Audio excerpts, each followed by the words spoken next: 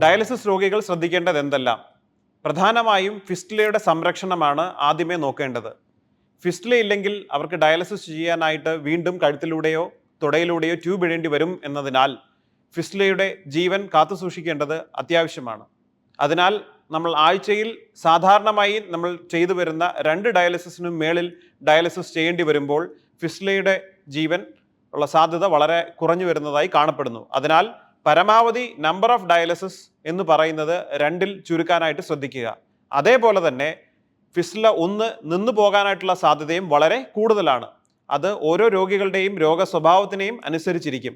എന്നതിനാൽ പരമാവധി എല്ലാ ദിവസവും അവർ ഫിസ്റ്റുലയുടെ ഫംഗ്ഷൻ കറക്റ്റായിട്ടുണ്ട് എന്നുള്ളത് തന്നെ പരിശോധിച്ച് നേരെയാക്കേണ്ടതാണ്. അതിനോടൊപ്പം തന്നെ വളരെയധികം പ്രാധാന്യം അർഹിക്കുന്ന ഒരു കാര്യമാണ് ദിവസേന എത്ര വെള്ളം കുടിക്കാം എന്നുള്ളത്. സാധാരണയായും ഒരാളുടെ കിഡ്നിയുടെ പ്രവർത്തനവും ഹാർട്ടിൻ്റെ പ്രവർത്തനവും കൂടെ ചേർന്ന് നിശ്ചയിച്ചാണ് കുടിക്കാൻ പറ്റുന്ന വെള്ളത്തിൻ്റെ അളവ് തീരുമാനിക്കുന്നത്.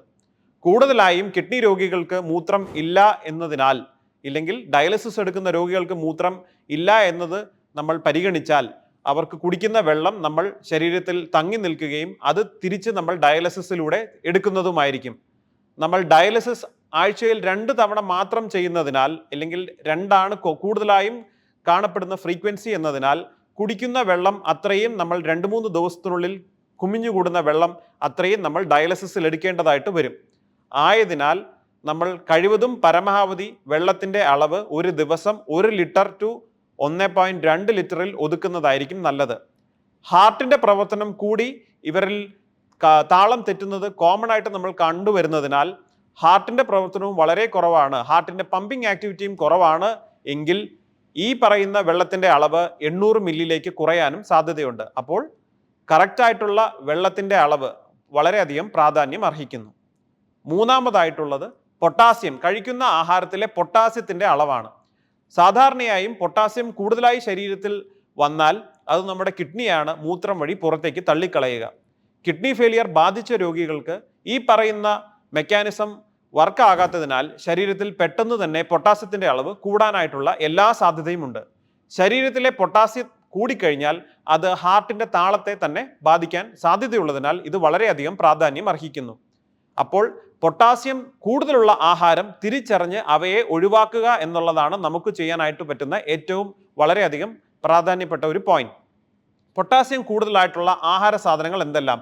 ഫ്രൂട്ട്സിൽ ഏറ്റവും കൂടുതൽ പൊട്ടാസ്യം അടങ്ങുന്നത് കരിക്കിൻ വെള്ളം, നാരങ്ങ വെള്ളം, ഓറഞ്ച്, മുസമ്പി, ചക്ക, മാങ്ങ, ഗ്രേപ്സ്, കൂടാതെ പഴവർഗ്ഗങ്ങൾ ഏത്തപ്പഴം, റോബസ്റ്റ, പാളയംകോടൻ, ഞാലിപ്പൂവൻ എന്നീ ആഹാര സാധനങ്ങൾ പരമാവധി നമ്മൾ ഒഴിവാക്കേണ്ടതാണ്.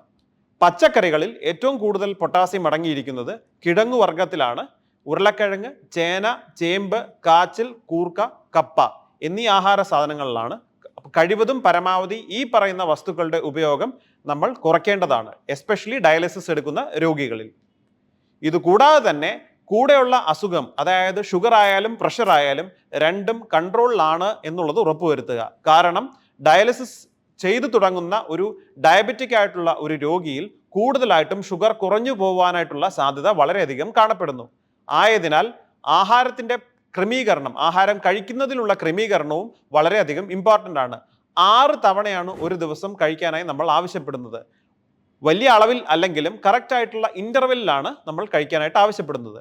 ആ ബ്രേക്ക്ഫാസ്റ്റ് എന്ന് പറയുന്ന ഫുഡ് 8നും 8:30 ഇടയ്ക്ക് കഴിക്കുകയും ലഘുവായിട്ടുള്ള ഒരു ചെറിയ ഭക്ഷണം 11 മണിക്ക് കഴിക്കുകയും 1നും 1:30 ഇടയ്ക്ക് ഊണ് കഴിക്കുകയും 4 മണിയാകുമ്പോൾ ലഘുവായിട്ടുള്ള ഒരു ഭക്ഷണം കൊടുക്കുകയും അതിനോടൊപ്പം തന്നെ രാത്രി ഭക്ഷണം 7നും 7:30 ഇടയ്ക്കും കഴിക്കണം. ഇത് കൂടാതെ കിടക്കുന്നതിന് ഒരു 3/4 മണിക്കൂർ മുൻപ് വൈകുന്നേരം കഴിച്ച ഭക്ഷണത്തിൻ്റെ പകുതി അളവിൽ കൂടി കഴിച്ചിട്ട് കിടക്കേണ്ടതാണ്. ഇതിൻ്റെ കൂടെ തന്നെ കഴിക്കുന്ന പ്രഷറിൻ്റെ ഗുളികയും കറക്റ്റായിട്ട് ഡോസിങ് ഉണ്ടെന്നുള്ളത് ഉറപ്പാക്കണം. കാരണം പ്രഷറിൻ്റെ വ്യതിയാനം മൂലം തലച്ചോറിൽ രക്തസ്രാവം ഉണ്ടാവാനായിട്ടുള്ള സാധ്യത കൂടുതലാണ് ഈ രോഗികൾക്ക്. അതിനാൽ പ്രഷറിൻ്റെ ഫ്ലക്ച്വേഷൻസ് പരമാവധി കുറയ്ക്കുന്നതിനായി കറക്റ്റ് സമയങ്ങളിൽ പ്രഷറിൻ്റെ ഗുളികയും കഴിക്കേണ്ടതാണ്.